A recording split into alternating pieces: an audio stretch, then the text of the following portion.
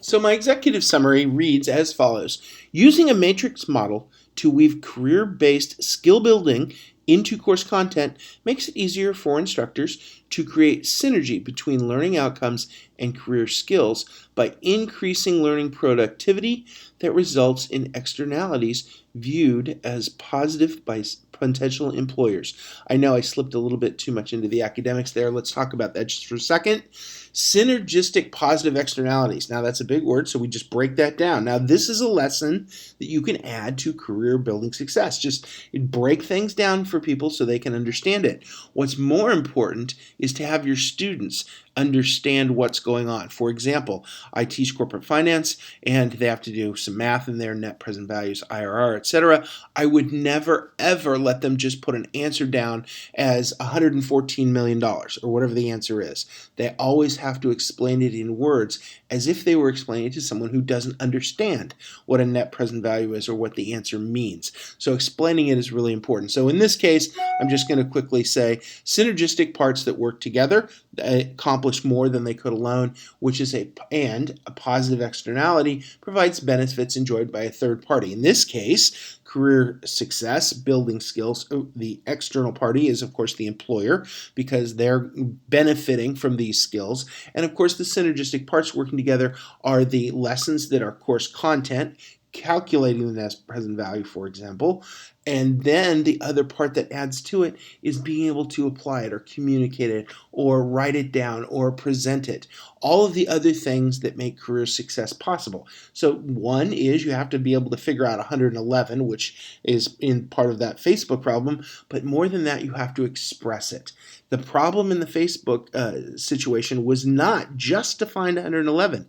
It was to not only find it, but to teach Jack what was involved in the process, what did he do wrong, but also then show empathy and show all of the other dynamics of power relationships and good communication skills to help him improve, not criticize. Would it be nice to have a little less criticism and a little more help? Absolutely. So we want synergistic positive externalities in our situations.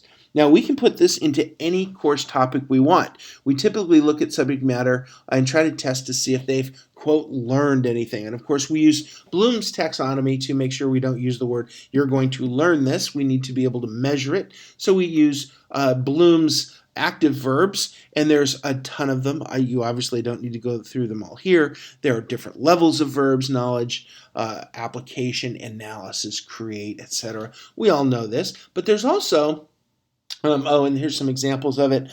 Working capital management. It's a business 4108. It's a corporate finance class I teach.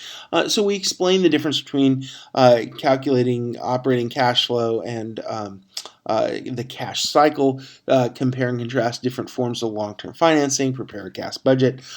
Pretty typical stuff. But beyond that, we also have Bloom's affect verbs. And when we get into the affect verbs, we talk to things about responding and valuing and integrating and so on. So there's a bunch of other aspects of career success that are very important, and Bloom's does address this. So if we just turn 4108 working capital management lesson just slightly different, we could add some other things that we want to accomplish. For example, listen to the speaker without distraction.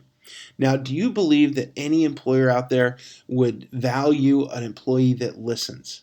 Well, if you ask my wife, she would definitely value it if I listened a little bit more. So I'm pretty sure most employers would like their employees to listen. Respond to the discussion by reframing the issue to help others see it differently.